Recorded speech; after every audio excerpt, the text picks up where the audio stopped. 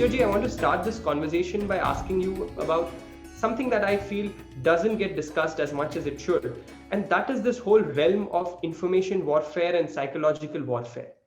Can you tell us what exactly this means and why should Indians pay attention to it?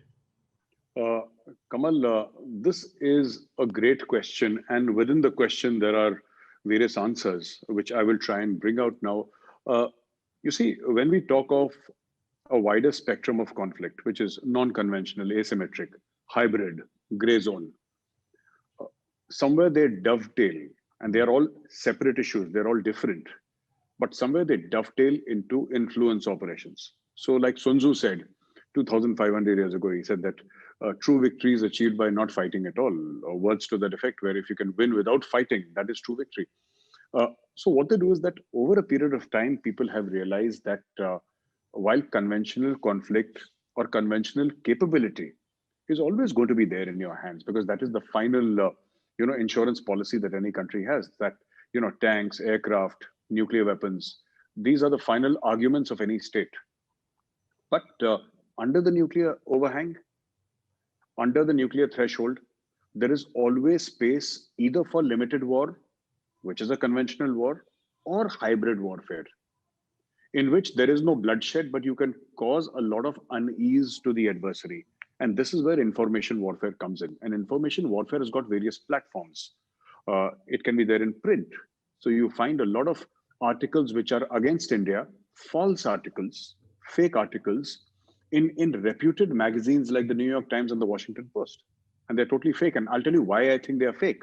Because the people who write those articles are the same people who say that nobody is allowed to go into Kashmir, and then they write an article about Kashmir. So how can you write about Kashmir without going to Kashmir? This beats all logic, but they write it and they get space. Similarly, on television, you have various channels who would, both inside the country and outside the country, who would take a certain narrative, and we call them fifth columnists, people who open the doors of the fort from within. This is something that I've been saying, that the doors of India's forts and castles have always been opened from within and not from outside. And lastly, social media.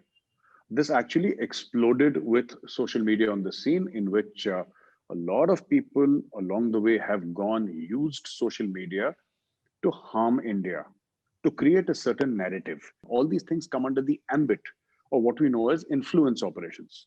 The ability to influence the minds of, if I may use the word enemy country, the enemy country's population, their way of thinking, create pressure.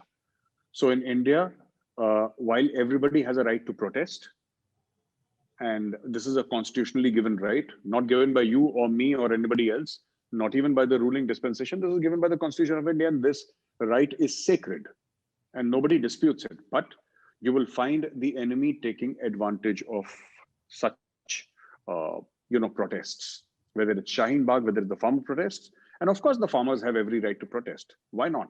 They are citizens of this country. As long as they're protesting peacefully, which they largely are, I think they're absolutely right in wanting to protest. We can always dispute that, you have been misled, etc. That's another matter altogether. But they have every right to protest. But what the enemy does is take advantage of this situation. And this comes under the ambit of hybrid warfare also. And you mentioned psychological operations, or PSYOPs, as they are known in the military or the armed forces. Again, try to create psychological pressure through various forms of communication. Psychological pressure on the enemy forces or on the enemy population to degrade and denude the capability to fight by reducing morale. When you have lost, it is like a classic example is during the Falkland Island Wars, fought between the UK and Argentina. There's this huge psychological weapon used by the UK, that the Gurkhas are coming. And tales were told on BBC about how the Gurkhas spared nobody when they came. And there are cases, documented cases, where the Argentinians just ran away. They heard that the Gurkhas were coming and they abandoned their posts. Such was the fear of the Gurkhas.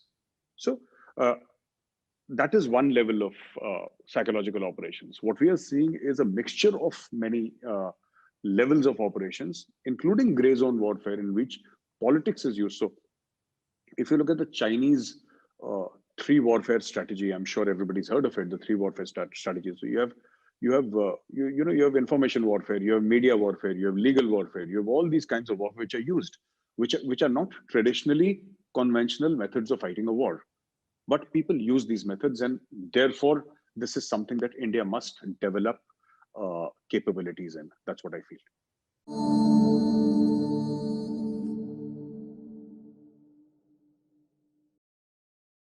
Please remember to subscribe to us and switch on the notifications for this channel. For our other social media links, more content, and to support our work, please visit citti.net. Dhanyavad. Namaskar.